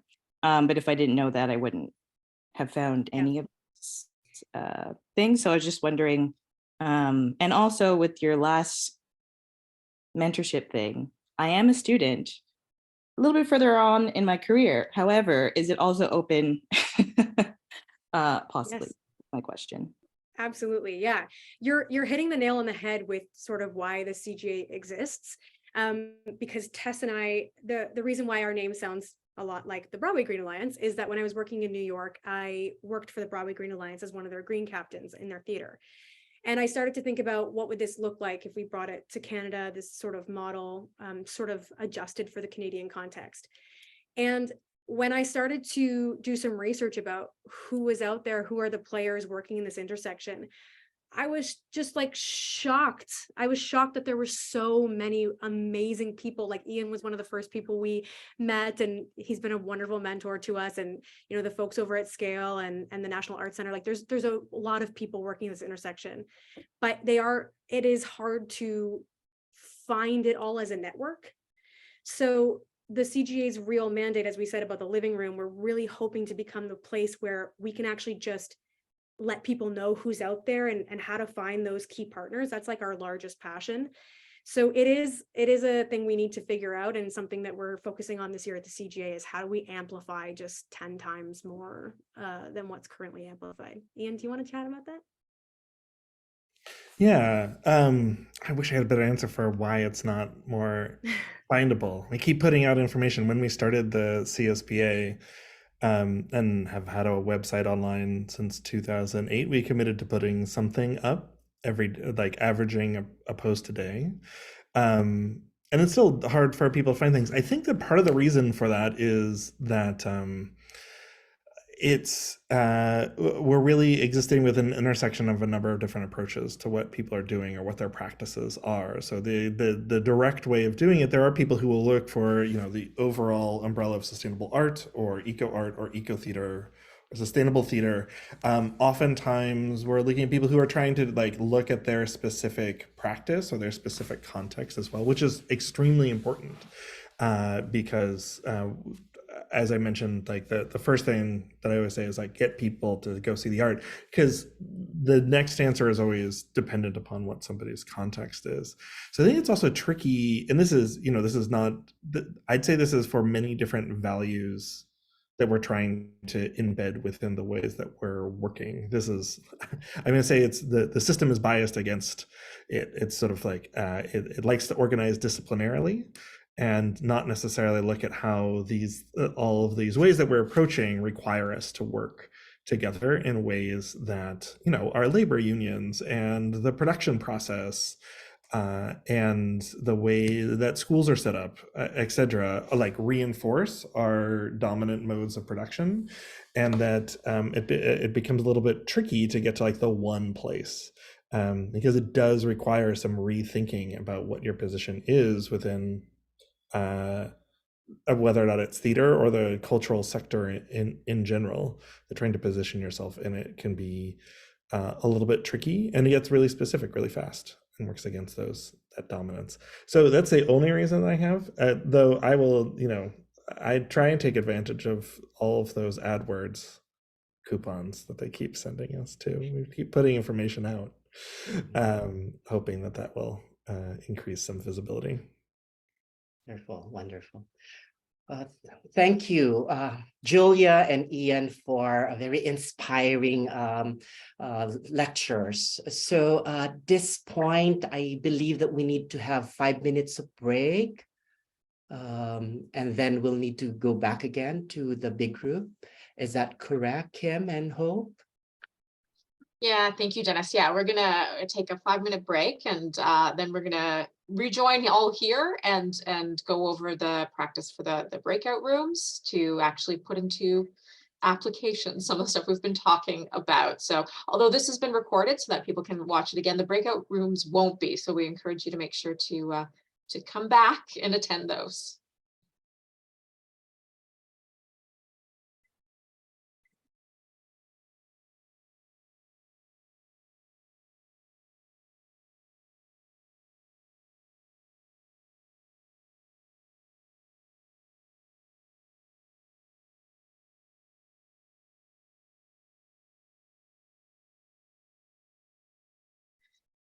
I'm gonna just call people back into the space, and we're gonna start by just once again thanking our fabulous speakers, Tanya, Julia, Ian, for sharing so many provocations and ideas and thoughts. Absolutely incredible.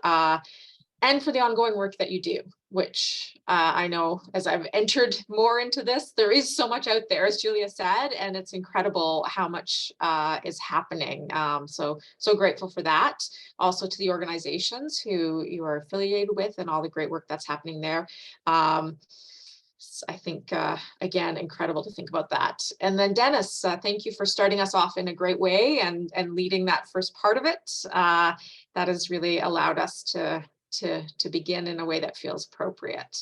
I'm going to pass it over to Kim to talk a little bit about what's happening next. Thanks. So we also want to acknowledge and echo, as many of the speakers this morning have said, about how much of this work needs to intersect with movements towards decolonization and more just and sustainable futures. And so we invite you to hold all of these complexities and entanglements as we move into the second part of today's teach-in around ecologizing your syllabus. Members of the working group have prepared to facilitate discussions around 5 key areas of theater and performance training. And I think Hope is just going to share a screen, which should also be repeated in the notifications for you of breakout rooms. So for those of you who are interested in incorporating ideas of ecological stewardship and directing practices, please join room 1 with Dennis and Kelly in just a couple minutes here. For those of you who are interested in tangible tools for incorporating in acting classes, please join Hope and Xiaohao in room 2. For those who are interested in integrating sustainable thinking and also following up with Ian, please join him in discussing design and production in room 3. For those who are interested in ecologizing their approaches to theater and performance analysis and history, you'll be able to speak with Stefano and Selena in room 4. And finally, for those passionate about new play development, please join Taylor in room 5. And we'll invite you to pull out your existing and or prospective syllabi and select the room that most suits your interest today. We will, I think, have, let's see here. I need to run the math a little bit again on the amount of time we have allocated for these rooms, so that we plan to have about 10 minutes at the end to briefly return to this main room for concluding remarks and other announcements. And just so that you know, if you encounter a technical issue at any time, you can use the chat to reach me directly. So I'll invite you to join those breakout rooms now, and I hope that it's a really productive session.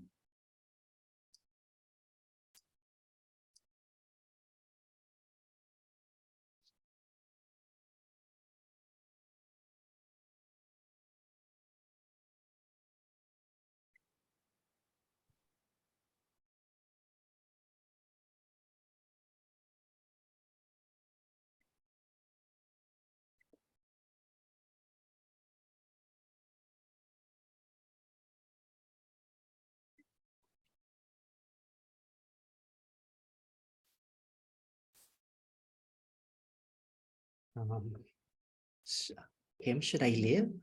Yes, Be able to go. Dennis, go ahead. I'll send you, Leave. let you go. Thank you. Thank you. How do you, I'm not getting the, Okay, let me check. You should have a option at the bottom where it says breakout rooms, and you should have be able to. yes, I got it. Thank you. Okay, wonderful.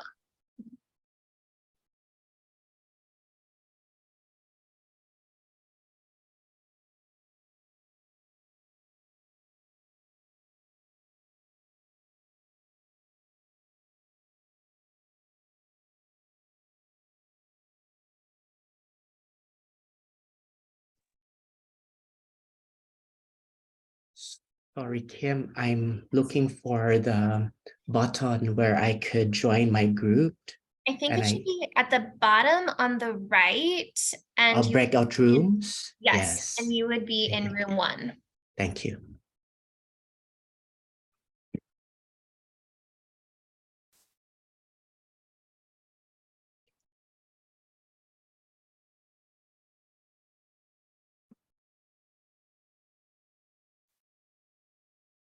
Well, hi, Kimberly. Hi. Hi, I'm sorry, I should have been listening better as you were talking to group. Okay. Can you give us directions again about going to the various breakout rooms? Yes. I'd like to do 5, I believe. Which one would you be interested in? The one about syllabi and theater history. Theater history, perfect. I can just direct you to that room. That is in room 4. Okay. There you go. Okay, thanks. Yeah.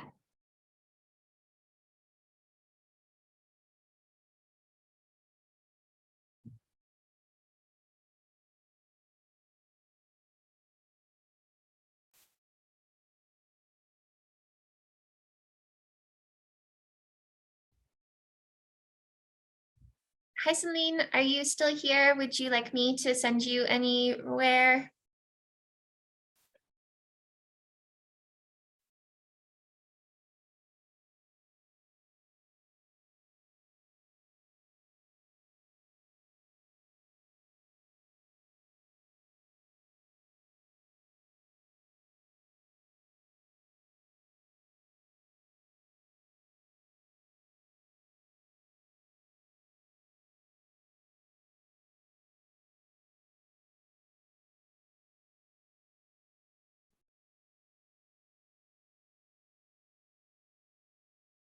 All right, welcome back, everybody. I hope that that was a lively discussion. I had the privilege of joining a couple of groups briefly, and I really so appreciated all of the deep thinking and sharing that was happening in those spaces.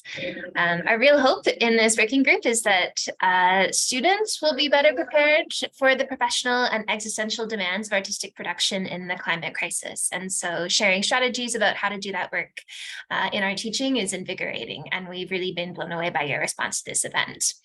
As a way to bring this event to a close and think about next steps, we wanted to ask this question: what feels like the biggest barriers to this work for you as an engaged educator concerned with fostering environmental stewardship in your university and other contexts? I'll drop that question in the chat as well, but I just thought we'd have a few minutes to share back in this larger group in case anyone wanted to speak to this question of barriers that you're facing in terms of fostering environmental stewardship in your university.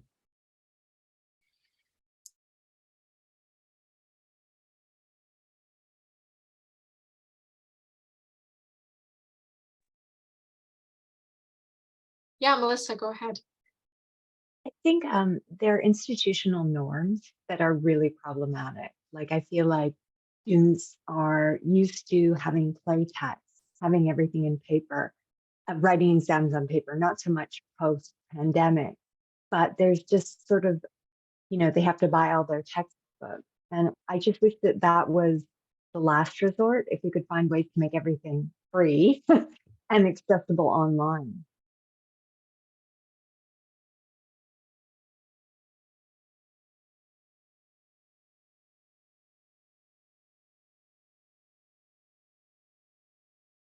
Yeah, thank you for that. I think that's certainly a direction I know that's starting to happen in our institution. I don't know about elsewhere, but yeah.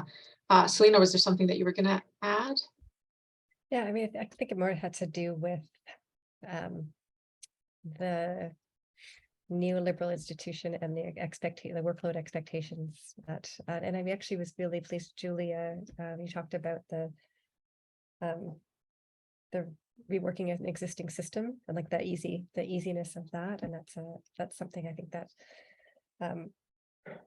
given the amount of training and work that it takes to start to bring in something brand new, that to tweak something that already exists, given the in the ongoing pandemic and also neoliberal university, certainly in Alberta, with the kind of cuts that the University of Alberta has taken, the amount of work that needs to be done by the fewer and fewer people is really difficult. So I'm not sure what the solution is to that, but certainly the idea of tweaking a system rather than starting a new one goes somewhere towards that. Yeah, Kelly, briefly, then I think we need to just go into a few resources we want to share. I'm just putting some links in the chat, but yeah, go ahead, Kelly. Yeah, I just wanted to share, because I just had such a lovely conversation with Mary about sort of both of us doing graduate level projects and trying to make some form of institutional change from that kind of weird precarious position where you're in a leadership role for undergraduate students, but a student role for your department. And I'm thinking a lot about, like, in my department, we actually have a fairly strong legacy of like doing environmentally conscious work on both the sort of like what projects get put on the main stage, what classes get offered, but it isn't yet an actual like value of the department. There's no unification. It just feels like this constant stream of individual projects. And like that was something I was trying to make an intervention with to change, and didn't feel like I succeeded. So there's something there about like team building within a department.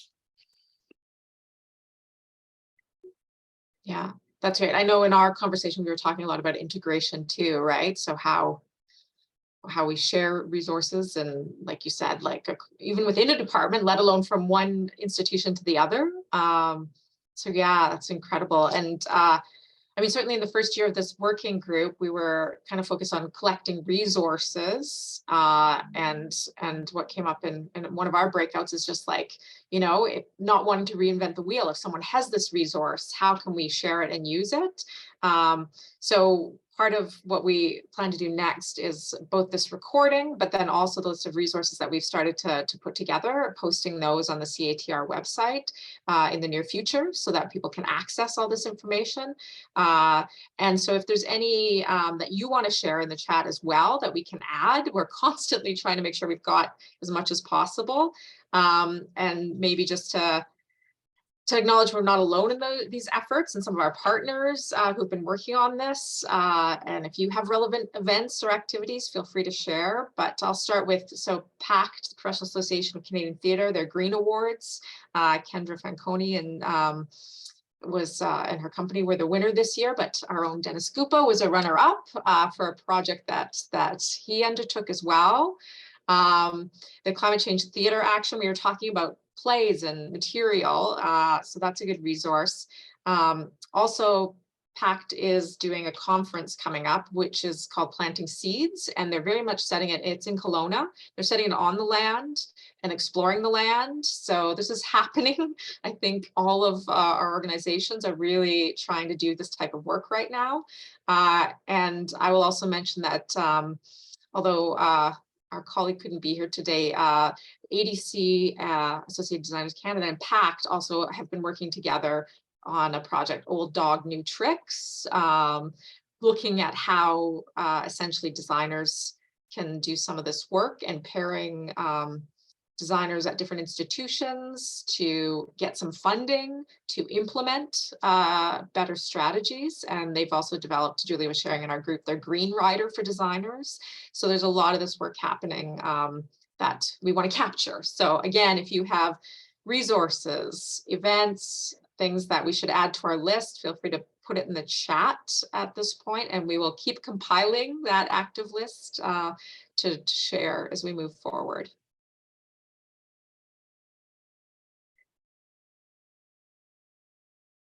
Kim, you're just muted. Thank you. Yes, it's exciting to hear about these initiatives, and also knowing that some of them are taking place on the land, so that folks within regions are also able to develop and deepen relationships within those kind of watersheds or ecosystems as well. So we also just wanted to mention that we are always open to having more folks join our working group. We're at the midpoint, about a midpoint of a 3-year project. And so I am sharing the link. Oh, no link there. I will do that in a moment, but a link to the working group as presented on the CATR website, and it includes the contact information for Hope and myself as well, if you'd like to join our group. So yeah, it's funny how it's hard to talk and put links in at the same time. I know, because like one of mine didn't even show up as a link. So, but thank you everyone who's adding stuff right now. This is great. And yeah, at this point in our final few moments, we just wanted to thank everyone for spending your time, your Saturday when you could be outside with us. And I found it incredibly informative, inspiring. I have new resources. I hope others do as well.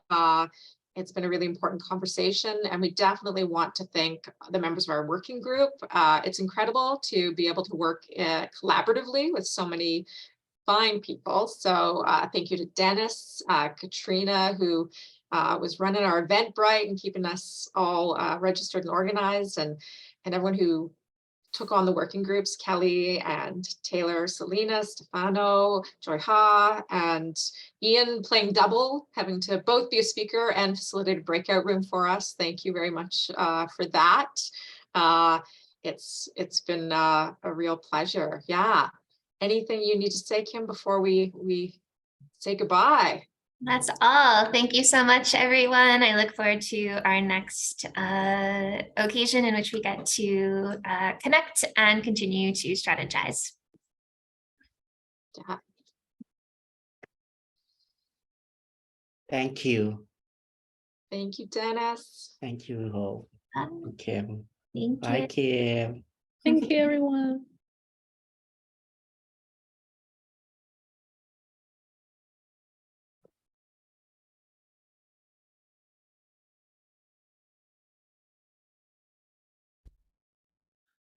Should I go too? You can go. See you later. Whatever you want to do. I just want to make sure we're capturing everything in the chat, Kim. I think I saved them all. Okay.